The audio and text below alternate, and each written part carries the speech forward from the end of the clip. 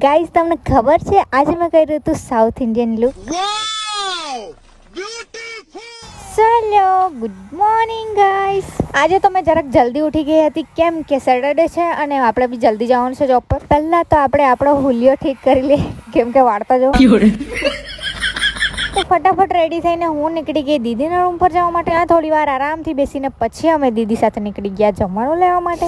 સવારમાં જેટલી ઠંડી હોય ને તેટલું વ્યૂ બી મસ્ત હોય ગાઈસ. પછી બધું કામ પતાવીને હું આવી ગઈ પાછી દીદીના રૂમ પર. દીદીના રૂમ પર આવીને આરામથી બેઠા હતા. આ લોકોને રોજના પડીકા ખાવા આપે તો રોજના ખાઈ લેવા છે, ખાલી એ લોકો જ નહીં મેં બી.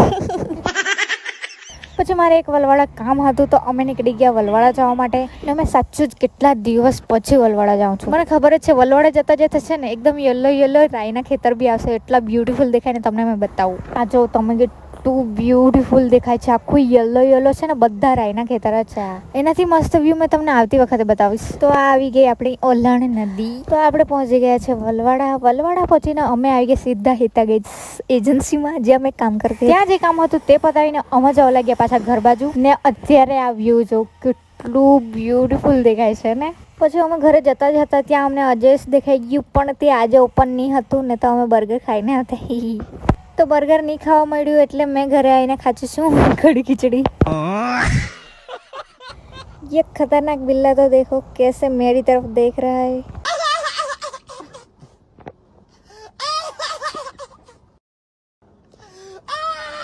તો આજે મેં પાડવાની હતી સાઉથ ઇન્ડિયન લુકમાં ફોટોઝ. તો મને પેલા ખબર સાઉથ ઇન્ડિયનમાં પેલા ગજરા લગાવે તે તેવા ફૂલ મળ્યા જ નહીં, કશે નથી. આ બાજુ બધું સુકાઈ ગયું હવે. તો મેં આ ફૂલના જુગાડ કર્યો છે વ્હાઈટ ફૂલનો. તેનાથી મેં બનાવી નાખ્યો એકદમ મસ્ત ગજરો. પછી મસ્ત બેસી રહેલી હતી બહાર દીદીના રૂમ પર.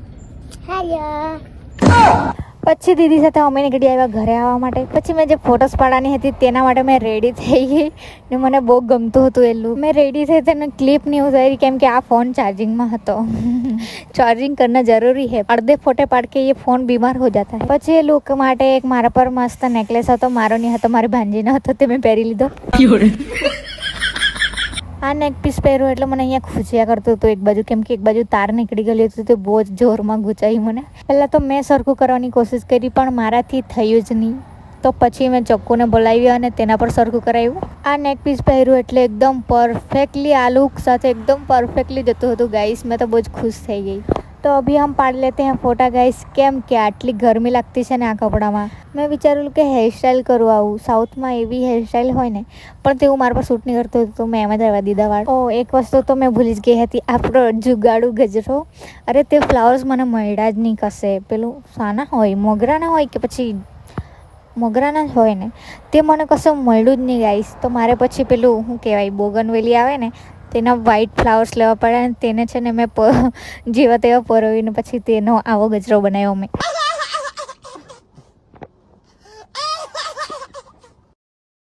અત્યારે તો સારું નથી લાગતું પણ જ્યારે મેં માથામાં લગાવું ત્યારે એકદમ મેચ્યુઅલ તેવો જ લાગશે. પછી મારા પર નાના નાના બ્લેક બટરફ્લાય હતા તેને સહાયતાથી મેં તે ગજરો લગાવી દીધો.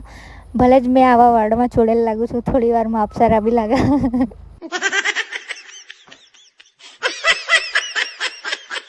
તો જો મેં ગજરા લગાવી લીધો છે ને કેટલો બ્યુટીફુલ દેખાય છે ગાઈસ. મને તો બસ ગઈ. અભી હમ પાડ લેતે हैं ફોટોસ કેમ કે બહુ ગરમી લાગે છે ગાઈસ. તો ફાઇનલી મેં ફોટોસ પાડી લીધા છે ગાઈસ ને એટલી બધી ગરમી લાગી છે ને તો બી આપણા મસ્ત મસ્ત ફોટોસ પડી ગયા છે. કાલે સવારે મેં પોસ્ટ કરી દેવા તો જોઈ લેજો ગાઈસ. તો હવે આપણે આ ચેન્જ કરી લઈએ કેમ કે એટલી ગરમી થતી છે ને આ કપડામાં. ચેન્જ નહીં કર્યા ત્યાં સુધી શાંતિ નહીં મળશે. પછી મમ્મી ટાંકી ભરવાડતી હતી તો ફટાફટ ટાંકી ભરી દીધી અને પાછળ મસ્ત સીન જોયા કરતી હતી. તો મળીએ કાલે, બાય.